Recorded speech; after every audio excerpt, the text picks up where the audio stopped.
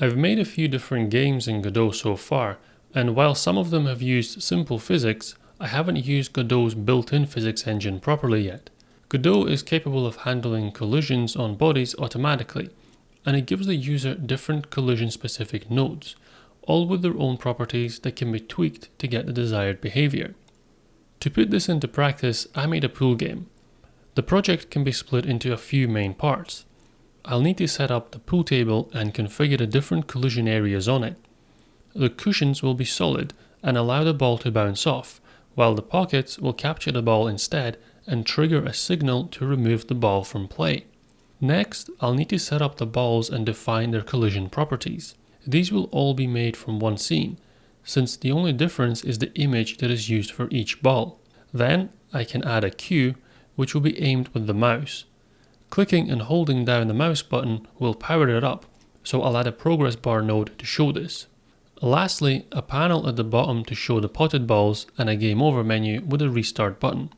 Since the focus of this game is physics, I didn't add the various rules of a pool game. Instead, it's a pool game with a twist. The player gets 3 lives to pot all the balls in as few shots as possible. I will begin this project by setting up the pool table first. I'm in an empty scene here, so I'm going to create a node which will be a Sprite 2D node. I'll rename that to table, and then I will assign an image to it. If I go inside my assets folder and scroll all the way down, I've got this table.png image. I'll just drag that over and assign it as my texture, and that comes up over here. Now it's offset based on the center position, so I'm going to change the offset to remove that centered property. And then to sharpen up the image a little bit, I go into the texture property and change the filter to nearest. Now I'm going to save this scene inside of a new folder. So I'll create a folder, I will call it scenes, and I will save my table scene in here. If I press F6, I can execute this just to see how it looks. So the table is coming up, but you can see that it's actually being cut off on the side and the bottom. If I zoom in a little bit here, there's a purple line that you can see behind the table. If I turn off the visibility of the table, you can see the line a little bit better. So that is the outline of my game window. That's the size of it right now. And you can see that it's just too small for the table image. To adjust that, I can go into my project settings, go into window and change the width and height to 1200 by 778. When I apply that, you can see now that the purple line is outside of my table image. It extends a little bit beyond the bottom as well. There will be some information displayed down here, so that's okay. I'm going to leave that as it is for now. Now I can begin setting up the collisions on this table. The first thing I want to do is set up collision on the cushions. Godot has 4 different types of collision objects. We've got area 2D, static body, rigid body, and character body. For the cushions, I will use StaticBody2D because they participate in collision detection, but they don't move in response to the collision. To set them up, I can right-click on the table node, add child node, and I can search for the StaticBody2D. I'm going to rename that one to cushions. Now I can start defining the areas that I want to be included as collision zones.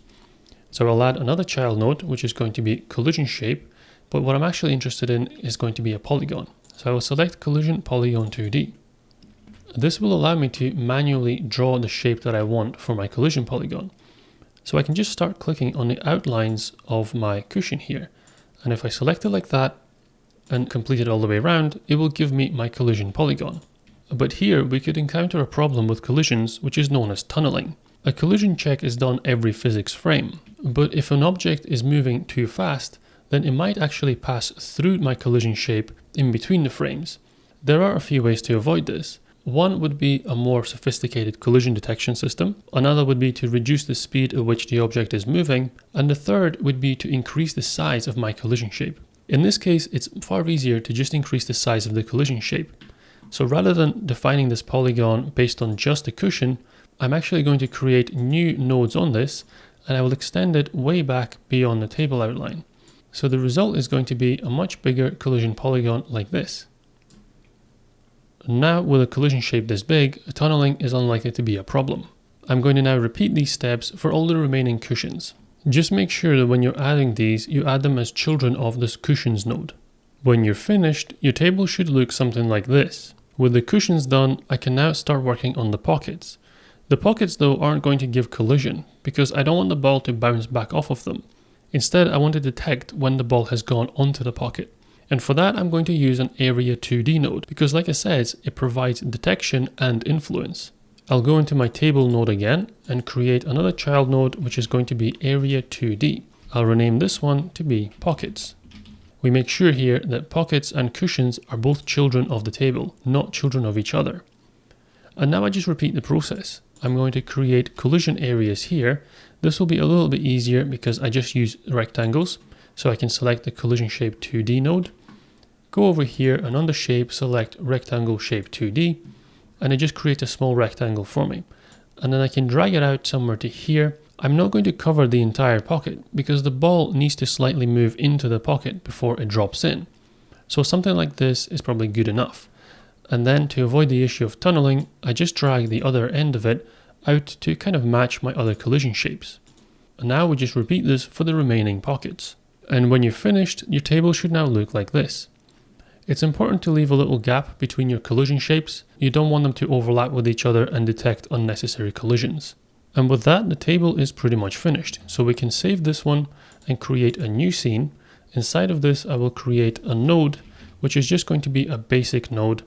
Rename that node to main, and this will be my main game structure. I'll save this scene just like the others, and then I will bring the table into it. There's a little chain link up here. So if you click on that, that will allow me to instantiate the table scene as a child of my main scene. Now if I press F5, the first time I run it, it will let me select my main scene. If I select current, then this main scene will be my scene going forward. And now you can see the table coming through just like before. With the table done, let's move on to the pool balls themselves. For this, I'm going to use a third collision object, which is going to be RigidBody2D. The Godot description is that this node implements simulated 2D physics. We don't directly control this RigidBody2D, but instead we apply forces to it, and the physics engine calculates everything else. That makes that node ideal for what we're trying to do. I will create a new scene, and inside here select that node of RigidBody2D. I'll rename it to Pool Ball, and then I will need to give it a couple of child nodes. The first one is going to be Sprite 2D, and the second one is going to be the collision shape. First, let's assign a sprite to it. I go into my Sprite 2D node, and I just pick any of these ball images. And that gives me the ball over here, which is going to allow me to create the collision shape. But before I do that, you can see the image is a little bit blurry. So let's go into the texture property and change filter to nearest. That sharpens it up just a little bit. It's still not greatest quality, but it's just because it's kind of zoomed in. And then we need a collision shape. So this time I'm going to use a circle, and I will just extend it to be the outline of the ball image. I'm actually going to use the same setup for all of the other balls, but I'm not going to manually create a scene for each one of them with a different texture. Instead, that's going to be done in the code. So I can delete this Sprite 2D texture from here by clicking on that and selecting clear. The only reason I loaded that in the first place was just so I could figure out how big to make this collision shape. The pool ball, being a rigid body, does give it quite a lot of customization over here in terms of the physics. I'm not going to touch any of that just now, so let's just save this scene and try and actually create the balls on our main game. I'll go back over into my main scene and I will add a script onto it. Because I'm going to be generating each of the pool balls using the code, I can't instantiate them here like I did with the table. So I need a different way of getting those balls into this main scene. Right at the top of the script, I'm going to add a line to say export this variable called ball scene as a packed scene. Now you'll have noticed that over here, inside of my main node properties, I've got this ball scene that's just appeared. So this will allow me to go inside of my scenes folder, grab this pool ball scene and drag it over into it. Now that scene is available to use inside of my main node, just in the same way as the table is. So let's generate the pool balls. I'll go inside of my ready function, which is the function that gets fired as soon as the game begins, and I will add a new function inside it called new game. Then separately, I can define that function. Now whenever I begin a new game, all of the functionality is going to be done inside of this. The first thing I want to do is call a function called generate balls, which I now need to define. I'll define the function and I'll begin with a comment to say set up the game balls. There are 16 balls which are arranged in 5 rows of 5 columns. So for that I'm going to use a for loop. I'll define a first variable of rows, and I will also define a variable for the diameter of each of the balls. Then using a for loop, I can iterate through each of the 5 columns, and inside each of the columns, I will use another for loop to iterate through each of the rows. I will then use that ball scene and I will instantiate it. When I create an instance of it, I will save it inside of this variable. So this is going to be one individual pool ball. Once the pool ball is created, I need to add it as a child of my main parent node. I then need to assign one of these ball images into it.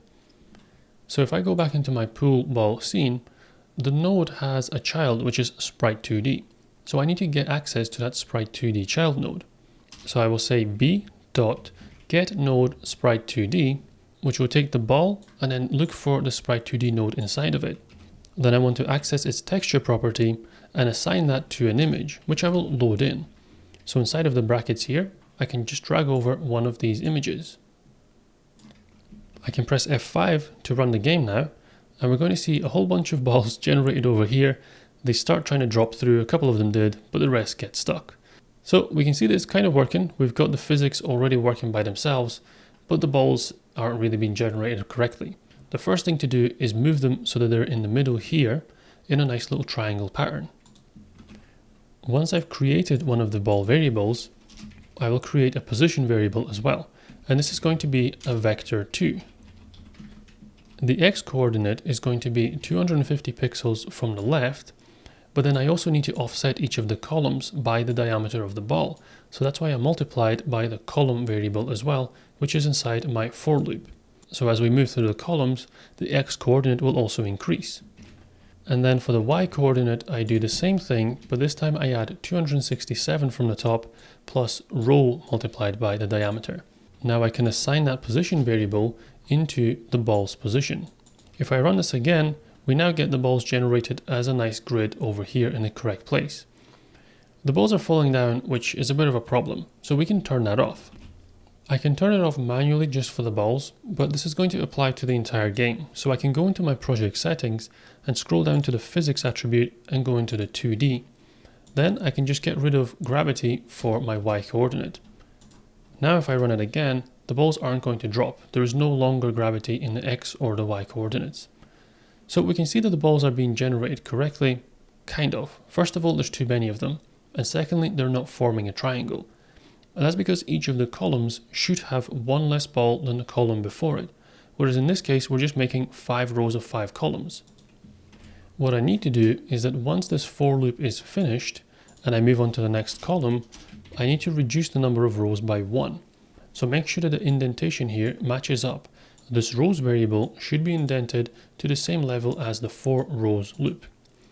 Run it again, and now we are kind of getting a triangle. The number of balls is correct, but they're all still stacked up from the top down. We need to offset each one of the rows y coordinate down a little bit. To do that, I go into this variable for position, and I just add a little offset into the y coordinate. If I run this again, I should now get the balls set up correctly in a triangle formation. Right now, all of them are using the same image for ball 1. So what I want to do is load all of these images into the game and then assign each of the balls a different image. To do that, first of all, I go all the way to the top and I will create a section where I define my game variables. The first one I want is ball images, and this will be an empty array. Then, just before my new game function, I will create a new function called load images. There are 16 ball images starting from ball 1 all the way through to ball 16. I will use a for loop, which is going to go in a range from 1 to 17 in steps of 1. Remember that a range goes up to, but not including, the upper limit, which is why I'm going up to 17 when there's 16 balls. Then I need to get the file name for each one, but I need to insert the number from this I iterator into the file name as well. So we're going to create a new variable, which is going to be the file name. Inside of it, I put the first part of that ball image name, and then I add my I variable, then I complete it with .png. This will take these 3 parts and convert them into one full string, giving me my file name. Then I can load that file and store it inside of my ball image variable. Each of those variables is then appended into my ball images array. So by the end of this for loop, once this function is run, I will have an array full of all of these ball images. Now I just need to call this function from somewhere. I only want this to happen once when the game is first launched, so I put this inside of my ready function before I call the new game function. Now, back inside of my generate balls function, there's a section here where I'm assigning the texture based on this one particular ball image. So now I want to be taking the image from the array, but I need to count which ball I'm currently creating so that I know which image to take. I'll create a new variable up here called count, and I'll set it to 0. Then, instead of assigning the texture based on this fixed image, I will pass in my ball images array with the index of count, so it will begin at 0. Then once we've generated the first ball, we increase the count by 1. That way the next ball takes the next image. So let's try this now and see how it looks. And now it's looking much better. We've now got all of the balls arranged with different images for each one. We're done with this function now, so we can minimize it just to clear up a little bit.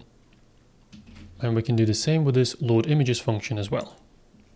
That gives us the 16 game balls, but we still need our cue ball. We're missing that over on the right hand side. This ball is a little bit different to the others, so I'm going to set that up individually. Back at the top, I need a couple more variables. The first one is going to be cue ball, which is what I'm going to use to track this node around the game. And the second one is going to be its start position, defined as a vector2 variable. This will define the ball's position when it is first generated. To create the cue ball, I'm going to set up a separate function down here underneath generate balls. And this will be called reset cue ball. I will create it in the same way as I did with the rest of the pool balls. I will use the instantiate function, and I will save it inside the variable cue ball, which I've already defined. Then I add it as a child of my parent node, and I assign the position. For this, I can use that start pause variable that I just created.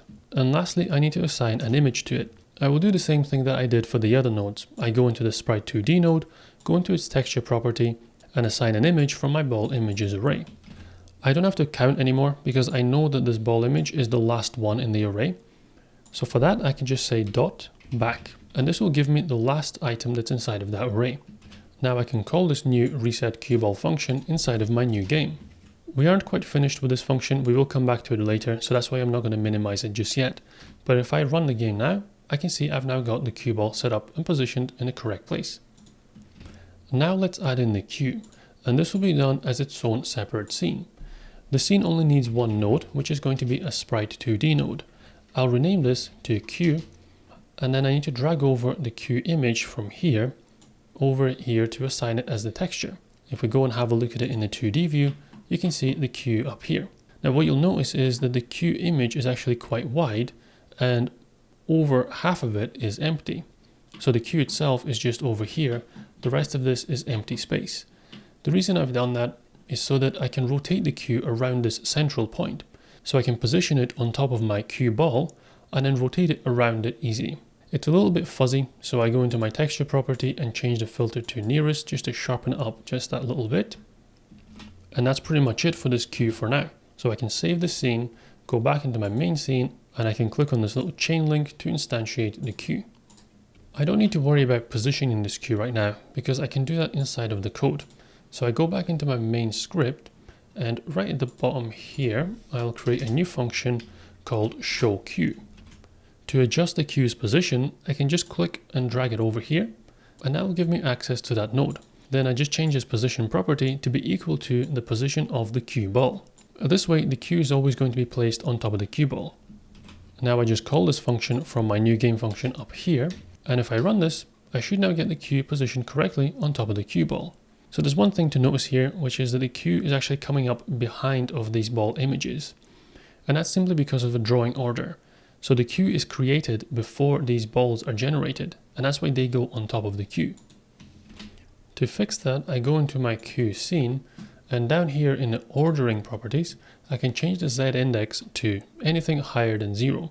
I'm actually going to put something else at index 1 later on, so for the cue I'm going to use index 2. The higher the index, the higher up it gets drawn on top of other things. So now if I run it again, my cue is drawn over the other pool balls. Now I want to be able to rotate the cue with the mouse. And to do that, I will need to create a script inside of this cue node. The script comes in with very little code inside of it. I create my own process function, and inside of it, I need to use the mouse to rotate the cue. Well, before I can do that, I first need to know where the mouse is. So I define a variable called mouse position, then I get my viewport, which is the game window, and I get the mouse coordinates there. Then I can simply say, look at mouse position. So now the cue is always going to be orientated to face the mouse, and I can use it to spin the cue around. I also want to be able to click and hold to power up the cue. I'll create a variable called power, and this will be set to a float which begins at 0.0.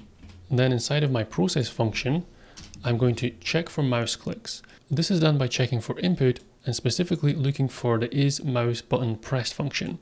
Inside of the brackets, I can pass in the button that I'm looking for, which in this case is going to be the left mouse button. If this is clicked, then I want to increase the power very slightly. So let's add a print statement to see if this works. I'm going to print out the power, and as long as I'm holding down the left mouse button, down in the console in the bottom left, we can see the power increasing. Nothing happens when I let go though, and that's what I want to check for next. This can be done by extending this if statement. Right now it's checking for the mouse button being clicked, but if the mouse button is not clicked, well, that means it's released. And if it is released, then I can check, have we built up power by holding down the left mouse button? If so, then again, let's just print out the power and reset the power back to 0. So now, when I hold the mouse button and I let go, I get a value down the bottom. But if I just quickly click and let go, I get a smaller number because it's reset each time. So that's fine. I can now power up the cue by holding down and releasing the left mouse button. But I need a way of getting that power out of here and into my main script. That will be done using signals. Right at the top here, I'll define a signal called shoot. Then down here, instead of printing out the power, I can emit that signal. So I can say shoot.emit, and inside the brackets, I can pass in the argument that I want to emit with it. So in this case, it's going to be power. The problem is that power on its own isn't quite enough. That will tell me how hard to hit the ball, but I won't know which direction to hit the ball in. So I need another variable for that, which is going to be this direction variable. It takes the mouse coordinates and it subtracts the cue coordinates. Based on that, it will give me a vector that points from the cue onto the mouse. Now, instead of just emitting the power, I will emit power multiplied by this direction. This will give me a vector with the correct power applied to it. So how do we pull all of this together? I've got this signal of shoot, and as soon as I click and let go of the left mouse button, I'm emitting that signal. But what do I actually do with it? Well, if I go back into my main code and I click on the cue here, if I go over to the node tab, I can actually see all of my signals, which includes this custom one that I created. So there are already existing signals that come as part of these nodes, but I've defined my own one inside of my cue script, and that's called shoot. If I double click it, I can now connect it into my main script. If I click connect, a new function is created here, which is called onCueShoot. This basically means that as soon as that signal is emitted, this function is going to pick it up. But that signal contained information inside of it, so I need to receive that information on the other end. I can take the vector that's emitted from the cue and apply it onto the cue ball using apply central impulse. This is one of the functions that allows us to apply forces and impulses to that RigidBody2D, which is our cue ball. And I can test this out now. If I aim over here, click and then release, the impulse is applied to the cue ball and it just gets shot into the rest of the pool balls. I haven't had to code any of the actual physics in here. All I did was set up the collision zones and apply an impulse to the ball. The rest of the collisions and all the physics are being handled automatically. But as you can see, there is a bit of fine tuning that we need to do. So that's what I'm going to do next. The first thing to address is that there is no limit to the power that can be applied. So the longer I hold down the mouse button, the more powerful the ball shot is going to be. We want to restrict that, so I'll create a variable, or rather a constant, called max power. I'm defining this variable inside of my main script, but I actually need it inside of my cue script. There is a way of getting the variables from the parent into the child node. So once we've increased the power, I want to check if the power has exceeded this maximum power variable. So I'll say if power is greater than get parent and then the variable that I want, which is max power. If it has exceeded, then let's just say power is equal to 0. And then to test this out, afterwards I'm just going to print the power variable out again. So I'm going to hold the mouse button down, you can see the number increasing, but then once it gets to that max variable, it resets back to 0. Instead, what I want to do is have the power go up and then back down. So rather than resetting back to 0, it just changes direction and then starts to decrease. For that, I need a new variable called power direction, which I will begin with setting to 1. Then, rather than setting the power to 0 when it gets to this max power variable, I will just change the direction to -1, so now the power goes back in the other direction. But then when it hits 0 again, I need another statement to catch this. So I'll say elif power is less than or equal to 0, which changes direction back to 1. Now up here, when I add 0.1 to my power, I need to multiply that by the power direction, so that I'm either adding or subtracting, depending on which direction the power is going in. If I test this now and I hold down the left mouse button, you can see that we go up towards the maximum and then back down again to 0, back up and back down. So that part is working correctly now. Then just to tidy it up, underneath this else statement, if I'm not holding down the mouse button or if I've released the mouse button, I want to reset this power direction back to 1 again. So the next time when I come to click and hold, the power increases and doesn't decrease. And then I can just get rid of this print statement. So now the script for the queue is also finished, and that queue scene is now complete. The other thing that wasn't quite working well is actually the collision response. The balls don't seem to bounce off each other. They kind of just move and collide, and then they slide along rather than bouncing back. To fix this, we go into our pool ball, and inside of the inspector where we have our RigidBody2D node, we can start changing some of these properties. The main one is this physics material. Right now it's empty, so I will create a new physics material. If I click this again, we see some more properties drop down. The one I want to change is bounce. I'm going to set that to 5, but you can really play around with this and set it to whatever you like. If I run this again, and I just hit one of these balls, you can see now the collision works completely differently. The balls are bouncing off each other. Now we have a slightly different problem though, which is that they're very slow to stop. It's almost like there's no friction slowing them down here. I need to add an additional force here, but this is going to apply to the entire project. So I go back into my project settings, into Physics 2D, and then select Advanced Settings to bring up a little bit more functionality. The one that I want is linear damp. So I'm going to change that to 1.5. This affects how much these balls are going to be slowing down by. If I try this again and take a shot, this time you can see the balls move, but they slow down much faster than before. So another thing to fix is that the balls are rotating as they move around. I don't really want that. You could leave that, it doesn't really affect it, but I just didn't think it was very nice. So I'm going to go into this lock rotation tab and select that to be on. Now when I test this out and hit one of the balls, you can see they move around, but they don't rotate. There's a couple more things to polish up there, but for now we're finished with the pool ball, so I'm going to save this one and close it down. And we're also finished with the queue, so I save that and close that down. The next thing that I want to fix is that once I take a shot, the queue stays where it is, and I can actually keep taking shots while the ball is moving. I don't want to be able to take another shot while the balls are moving. I will add a variable called taking shot, and I'll set that as a boolean. Then inside of my reset cue ball function right at the end, I'm going to set that variable to false. Now I can start working on the process function. This is where I'm going to check if the balls are moving or not. I'll define a variable called moving and I will set it to false. Then I need to check whether all of the balls have stopped moving. Right now I don't have a way of actually accessing all of those balls and checking them one by one because they're not stored inside of an array or anything like that. So what I can do is go back into my pool ball scene. I shouldn't have closed it because I wasn't finished. And then go over into the node tab, select this group section here, and I can create a group called balls. Now, every time I create an instance of one of these, it goes inside of that group. So I can scan through all of them. Now I'm pretty sure I'm finished with it, so I can close that scene back down again. Here, I can iterate through each one of those.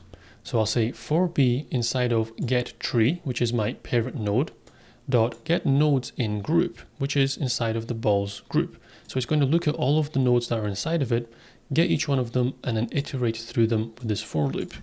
For each of those balls, I need to check their speed, and their speed is defined by a vector. We'll do this in steps. First of all, I take my b variable, which is each individual ball, and then I take the linear velocity of that ball, which is going to be a vector2 variable. It will have an x property and a y property. I need to turn that into one variable, which is going to be an overall speed. And that can be done by taking the length of that vector. So if that length is greater than or equal to some kind of threshold, let's say 1, if it's greater than 1, then that means that that ball is still moving. So I will set the moving variable to true. So at the end of this for loop, if any of the balls are still moving, then this moving variable will be true. But if none of them are moving, then it will stay as false, which is what I defined it as at the beginning. I can now use this moving variable to determine whether or not I can take another shot. First of all, I'll say if not moving, and then we want to check whether we're taking a shot or not. And if we weren't, well then now we can. So the taken shot variable becomes true. But also importantly, we can call the function showQ from before, which is going to reposition the cue on top of the cue ball. We also need to be able to hide the cue when the shot is taken. And how do we know when a shot is taken? Well, the balls would be moving because we've just applied an impulse to the cue ball. I can add an else statement here, which will capture the moving condition. If at this time when the balls are moving, I have just taken a shot, then I set that trigger variable back to false, and then I hide my cue. I don't actually have this function defined yet, but I do have showQ up here. So just next to it, I'll create a function called hideQ. This function doesn't need to move the cue, it just needs to hide it. So we take my cue and then we pass hide. But likewise, when we show the cue, we also need to run the show function on it. So let's see if this works. If I click and hold and release, the cue disappears, and then we wait until everything has stopped moving for the cue to then reappear and allow me to take another shot. So that kind of seems like it's working, but what if I take a shot and then I quickly take another shot? Well, even though the cue is hidden, I'm still able to take shots. I actually need to disable the cue entirely. When we hide the cue, I'm going to run the setProcess function and I will set it to false. This basically pauses the cue and it means that we can't process any of the code that's attached to that node. On the other side, when we show the cue, we need to turn it back on. Now if I take a shot and I try and click again, I'm not able to take any other shots. That's until everything has stopped and the cue reappears. And now I can re-aim and take another shot like before. I don't really want to use a manually entered variable here, so I'm going to define a specific variable for it up at the top, which is going to be my move threshold. And I've set it to 5.0 instead of 1. So now I can use this variable in here instead of this number 1 that I entered manually. This will mean that I'm able to take another shot earlier, but the balls don't actually come to a stop at the same time. So you can see that they're still kind of moving a little bit, like jittering about. And that's just because as the speed or the vector gets closer to 0, they seem to slow down even less and less. So some of them don't actually reach a complete 0. It's just not enough to keep moving. What I want to do is add a way of checking their speed. And if it's below this move threshold, well, it's fine to say that they're not moving, but I actually want them to fully stop. So above this check, inside of my for loop, I will add an if statement here, and it's going to be a slightly longer one, so I've spread it out over 2 lines and placed it inside brackets. It's going to have 2 checks. First of all, I'm checking the linear velocity to be greater than 0 and less than the move threshold. So kind of similar to what I was doing before, but now I'm checking if it's within that range of 0 to the move threshold. This means that the balls have nearly stopped, but not quite. And if they're at that point, then let's just stop them completely. To do that, I just set them to sleeping. I set the sleeping variable to true and the balls will stop. I can test this out and you can see that the speed of the balls doesn't change, but when they get really slow, then it just stops and we move on to the next shot. The process function is nearly finished, so I'm just going to clean it up a little bit. Because I added this second if statement, I'm going to change this one to an elif. This process function has a delta variable inside it, but I'm not using the delta variable, so I'm going to add an underscore at the start of it. Now the process function is done, so we can minimize it to tidy things up a little bit. The next thing I want to add is some kind of visual indicator of how much power I've charged up by holding down this mouse button. To do that, I will create a new child node, which is going to be a progress bar.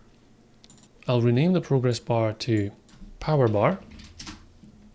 And if I switch to my 2D view, I can start to customize it. So it appears over here. And first of all, I want to get rid of that percentage inside of it. So I can untick this box. Then I go into layout and into transform to set its coordinates and its size. The size is going to be 100 pixels by 30 pixels. And actually the coordinates don't matter because I'm going to be using code to position this. So the other thing I want to change is just its appearance. I'll drag it over here just to see what it will look like on top of the table. and go into my theme overrides, styles, and this has two options, background and fill. So for the background, I'll create a new style box flat, click that again, and then I will select the color to be white, but I will add quite a lot of transparency to it. Then for the fill color, I'm going to add another texture, style box flat, and this one is going to be kind of reddish. You can kind of just play around with whatever you want, but this is the color I will have when it's being powered up. And the other thing I want to change is the Z index. I mentioned earlier when I was updating the queue that I had it Z index 2 because there's something else as Z index 1, and this is that item. So this will appear on top of all the balls, but underneath the queue.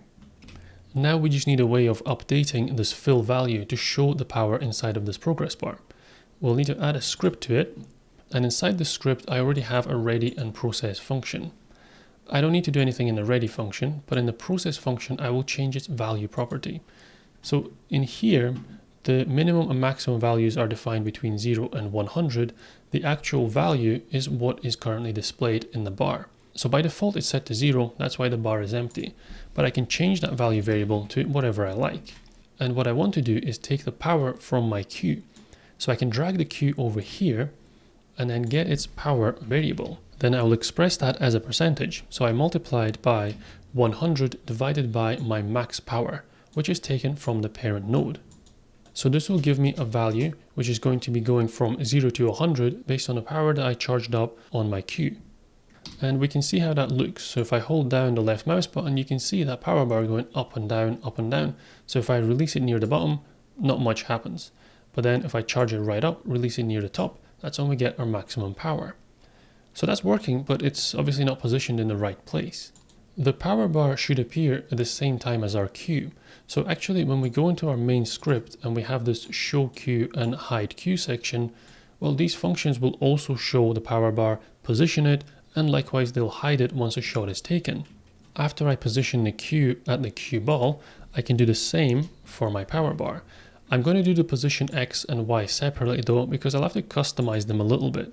So for now, just to show how it looks, I'm going to set the X and Y just to be the same as the cue ball X and Y. And if we run this, we can see that it doesn't quite work because it's positioned from its top left corner and that's placed at the center of the cue ball. So the X coordinate needs to be offset to the left by half of the width of the power bar, and the Y coordinate needs to be offset down by about the height of the power bar. So I add these variables to these X and Y coordinates.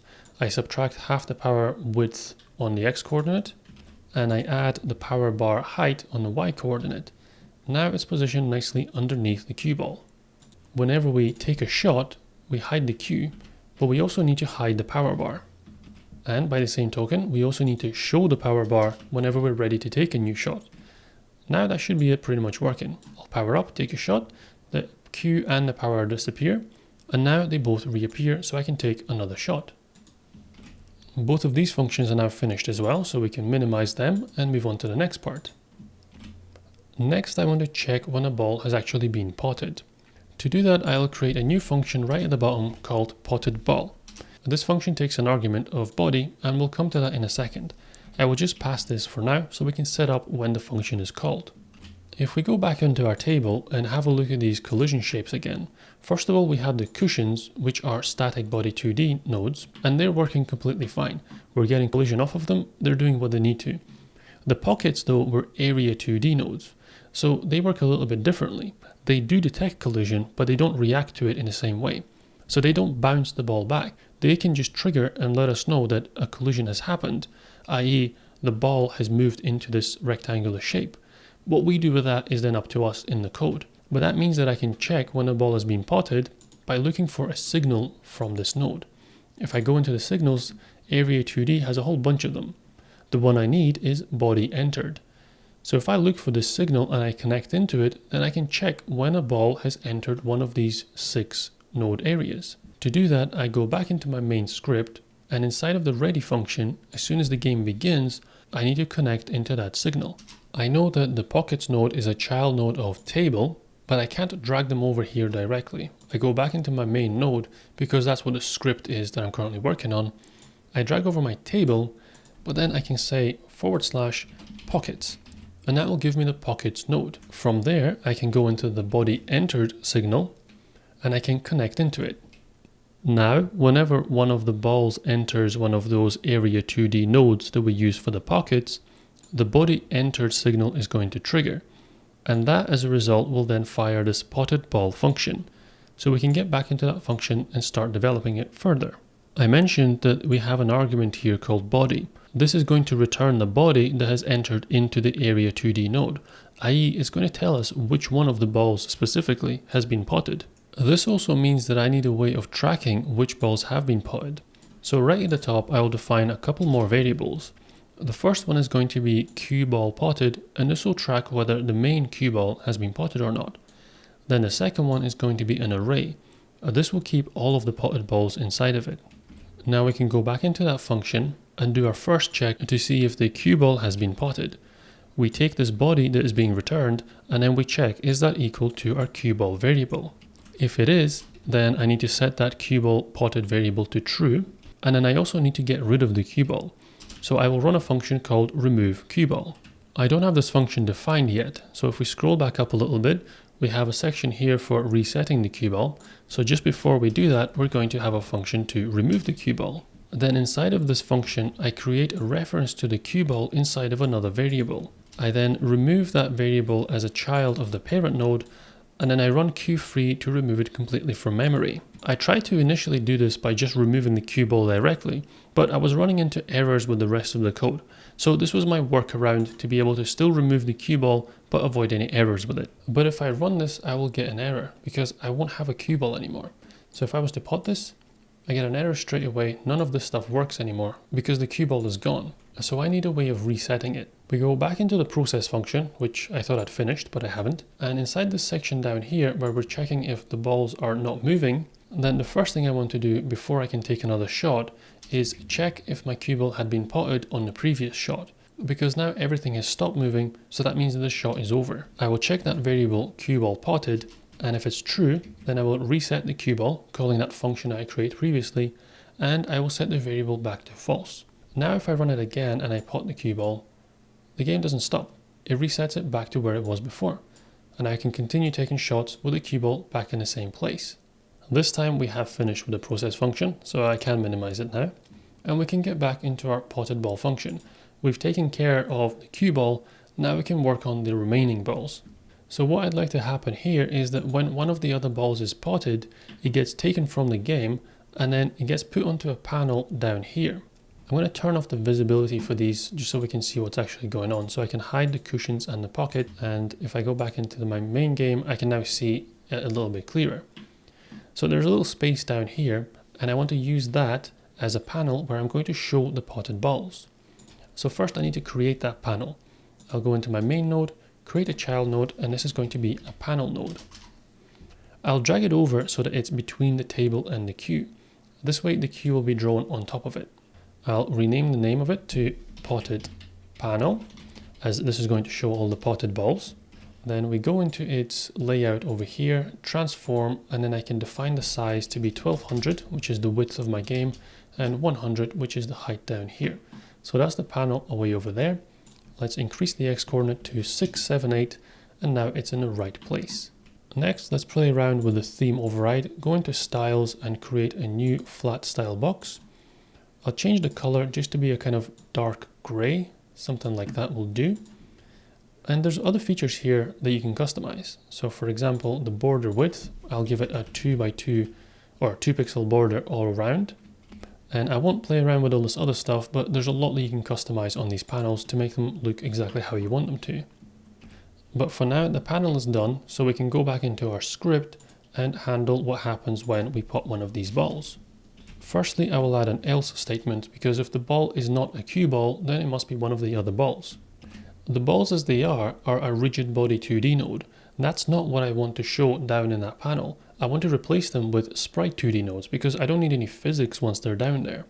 So I'm going to create new Sprite nodes instead. This is going to be saved to a variable called b, and it's going to be a Sprite 2D node, which I call new on to create this new node. Then I add it as a child into my main node. And this is where it gets a little bit interesting. I have to take the image from the ball that has just been potted and assign it as the image for the Sprite2D node. So to do that, I go into the body that's just been potted, I get its Sprite2D node, I take the texture and I assign it as the texture of this new Sprite2D variable that I just created. Once done, I append that into my potted array so I can keep track of them all. Then I need to position this potted ball inside of that panel. So I give it a vector 2 position. The x coordinate will be 50 pixels from the left, and then it will be multiplied by the size of that array. So basically, the more balls have been potted, the further over to the right each of those balls will be drawn. And then the y coordinate is just 725, so it's near the bottom. Now we've created our new sprite, we don't need the old body anymore. We can just delete that by calling q3. It would take me a long time to try and pot one of these balls to test it. So what I've done is created a new collision shape here as another pocket, just so I can start off with some balls potted. Because that collision shape is over here, all of the balls that were inside it are now considered to be potted, and they're sitting nicely down here. Now what I would like to do is actually add some kind of purpose to the game. So I will add a couple of variables right at the top of my main script, which are going to be my lives and my score. Then inside of the new game function, right at the beginning, I'm going to define these variables. So whenever the new game function is called, they're going to be reset back to 3 lives and 0 shots. But I actually want to be able to display this information. I want to be able to see the number of lives and the number of shots down here in the panel. And for that, I need a couple of labels. So on my main node, I create a child node called label. I'll rename it to be, first of all, my lives label. Then I switch over to the 2D view. The label will appear all the way over there. So I'll add in some text to say lives is 3.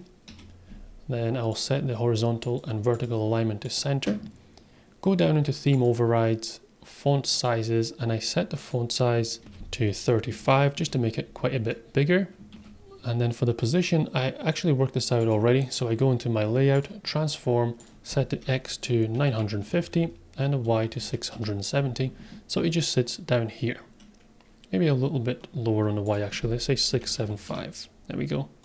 Now I need to create another label underneath for the shots, and that's going to say shots is equal to 0. So I'll let you do that yourself just in the same way as an exercise. And this is what it should look like. I've set it up the same way as I did with the lives.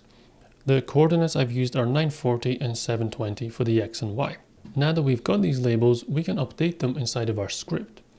So we go back inside of our new game function, and when we create the variables or we reset the variables, we can also set our label text to match. The first label I want to update is the lives label, so I can drag that over here. Then I go into its text property and I set that text to be lives with a space plus the string of my lives variable. Because lives is an integer, I need to turn it into a string first. Now do the same thing for the other variable, which is going to be the shots label. And it should look like this. Now while we're here, there's something I missed from earlier, which is that cue ball potted variable that we define. I need to set it to false as soon as the game starts. So this variable up here is defined as a boolean, but there's no variable attached to it. So we do that here. Now we can track our shots and lives. Shots is the easy one, so let's do that first. Whenever we take a shot, that comes from this on cue shoot signal. So once we've applied the shot, we can increase that variable by 1, and we can also update the label with the same text. Now we can minimize this function and move on to the lives variable. Lives are going to be decreased by 1 whenever we pot the cue ball, which is done inside of this section here. So once we've detected that the cue ball has been potted, decrease the lives variable by 1 and update the label to match. Now if I run this and I take a shot, my shots variable increases by 1. I did just pot the white ball as well, so my lives went down by 1. If I keep doing it, shots increases by 1, and if I pot it again, lives goes down as well. So right now I can keep taking shots. Lives will just keep going to -1, -2, and so on, because I don't have a game over condition or a game over scene. So let's set up a new scene, and inside here I'm going to create a canvas layer node. The canvas layer node is used for heads up displays, so I'm going to change this to HUD, because this always gets drawn on top of everything else. We don't have to worry about Z index, it's always on top. Now I'll switch to the 2D view and I can start customizing this. The first thing to add is going to be a panel, and I will rename this to results panel. or just result panel. I'll go into layout, transform, and change the size to 500 by 300 and change the anchor preset to center. So that just puts it right in the middle of the screen. And then I want to change the color. So theme overrides, styles. You've already seen this before a couple of times. So I'm not going to explain too much on it, but essentially I'm just going to set the color to something here. Customize it a little bit with maybe a border width. So we'll go 2 all around. And I'll add a corner radius of 5 just to smooth it off a little bit. Next, I want to add in some text. So I'll add it as a child node, and it's going to be another label. The label will be called a result label, and the text is going to say you win. In reality, we update the text in the code, but this just means that I'm able to position it the way I want while I'm setting all up. Then I need to go down to theme overrides again, font sizes, and set this to 80 just so it's a nice big font. To position it, I can go into my anchors, but I can actually do it over here and set it to top center. Now, you know what, that's a little bit too high. I'll do it manually. So layout, transform, set the Y to 25. Just move it down a little bit. And the other thing I need to add as a child of result panel is a button. So this is the first button node that we're using in this game. And I will rename that to restart button. This will allow me to start a new game when we finish the game. This will say restart in all caps. And then I can, just the same as before, I go into layout, transform. I'll change the size of it so it'll be 250 by 75. And then it's going to be positioned at center bottom. But I might just lift it up a little bit on the Y coordinate. So we'll set that to 175. The font is very small. So theme overrides, font sizes, and we set that to 50. And then I can go into styles, and just like I've done a few times already, I can assign a style box flat to each of these variables. So I've got the normal condition, then hover when you hover the mouse over it, and pressed when you click on it. You've already seen this, so I'm not going to run through it all again, but I'll let you go and customize the colors as you wish, and I'm going to do the same in the meantime. Now we're back with these 3 styles assigned, and that's actually the scene set up. So visually, it's done as much as I need it to do, but now I need to add some functionality. The first thing is that I need to link the scene into my main scene. So I save this one as my heads up display, go back into here, and just like I did with some of the other nodes, I can instantiate it with this chain link icon here. And this will bring over the heads up display. However, I don't want this to show up as soon as I run the game. I want that to be invisible to begin with. So inside of my script, when I have my new game function, as soon as we start the game, right at the end here, I'm going to hide that node. Now I can create a game over function that's going to show that node back up for me. So right at the bottom, I will define a new function called game over, and inside I will add an argument which is going to be the outcome, whether we've won or whether we've lost the game. When the game finishes, there's a few things I want to do. The first is I want to hide the queue and the power bar. Next, I want to actually pause the game, and to do that, I call getTree, which is going to be my main node. Look at the pause property and set it to true. Only then do I show the heads up display. Now that I have the heads up display shown, I need to alter this text depending on the win or lose condition. That's determined by this outcome variable. So I'm going to pass in a string, either win or lose, whenever I call this function. Inside here, I can just check for that. I'll say if the outcome is win, then I go into my heads up display, then it's /, and then I look for the node that contains the text. So that node is inside result panel and it's result label. I can just type /result panel, and it already brings up some of the auto-populated results. So I need the result label down the bottom. I go into its text property and I set that to you win. But if the outcome is not a win, well, then it says game over. So I add an else statement and I do the same thing down here, but I change the text to game over. Now we can minimize this function and look for a way to call it whenever we either win or lose the game. The way we can lose the game is by losing all of our lives, and that happens inside this section where we pot the cue ball. So right at the end, once we've removed the cue ball, we've already subtracted our lives. So we've removed 1. If we've hit 0, that means we've run out of lives. Then we can call the game over function and pass in lose as the outcome. On the other hand, if we pot all of the balls, then we've won the game. And that's checked underneath this else statement. We're checking that each ball has been potted, and then we add them into this potted array. We know how many balls there are. There's 16 including the cue ball, so that means that you need to pot 15 of them. At the bottom here, I can add a check for win condition. I look at the array size and I say if that is equal to 15, then I call my game over function, but this time I pass win as the outcome. So if it receives win, then it's going to display the text you win, otherwise it will say game over. So that matches up with both of these calls to the function.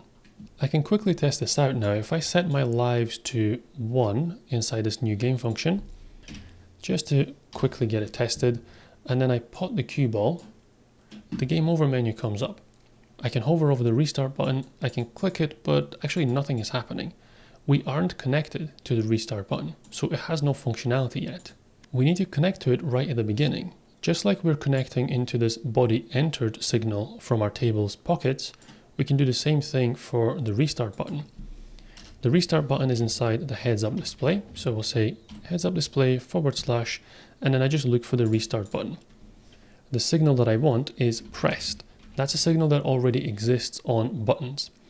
I connect into it, and the function that I want to call whenever I click that button is new game, because I'm just restarting the game, so I'm starting everything from new. But when we hit a game over condition, if I go back into this function again, we pause the game.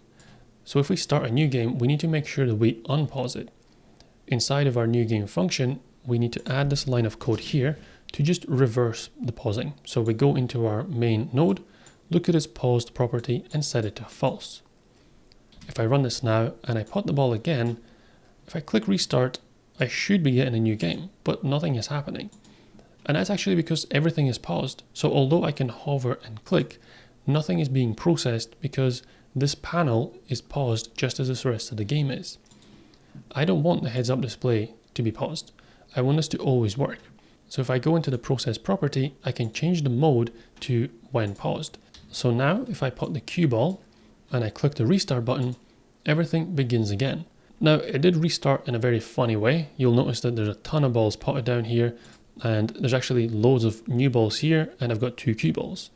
We'll get to that in a second, but we can see that the restart and the new game is working correctly. Now the reason why we were getting such a strange restart and we ended up with so many new pool balls is because every time we run the new game function, we call this generate balls function and reset cue ball. The generate ball function creates a whole bunch of these new pool balls. So if we haven't potted them all, then we're going to have all the old ones left as well as all the new ones. We need a way of clearing them all out, so we basically start with a completely fresh game. I'll create a function called clearBalls, and because all of those balls are inside of a group, which I created earlier, I can access it. So I can go into my main node, I can call the group name is balls, and then I can pass the function queueFree, which just deletes each one of them. But that only takes care of the balls that are still remaining in play, because those are the ones that are the RigidBody2D nodes. Whenever a ball is potted, I create a Sprite2D node as well. So those need to be handled separately. They go inside of an array, this potted array. So I iterate through that, and I call queueFree on all of the Sprite2D nodes that are inside of that array. And when that's done, I clear the array so that everything is now reset back to normal. This will also include the cue ball. So we're not going to have that error with 2 cue balls on the game board at the same time. But I need to call this function, and I'll do that inside of the new game function. Now if I try again, I put the cue ball, I restart, and everything goes back to how it was. All of these are potted, but that's just because I had that temporary big collision area here just to speed things up a little bit. So now to tidy this up, I can remove this lives variable back to 3, go into the table to delete this collision shape, save that node, and there is actually something small that I overlooked. So if we go back into the script and into the show cue function, after we position the power bar and we show the cue, I forgot to add a section to show the power bar as well. So it appears the first time, but then once it disappears, it never reappeared. But at this point, that's everything. So now you should have a fully working pool game with physics for all the balls being handled inside of Godot's physics engine. And you can play around with all the different variables to see how they impact the game. You can change the bounciness, the friction, and so on. I hope you found this video useful, and if you did, leave a like and I will see you in the next one.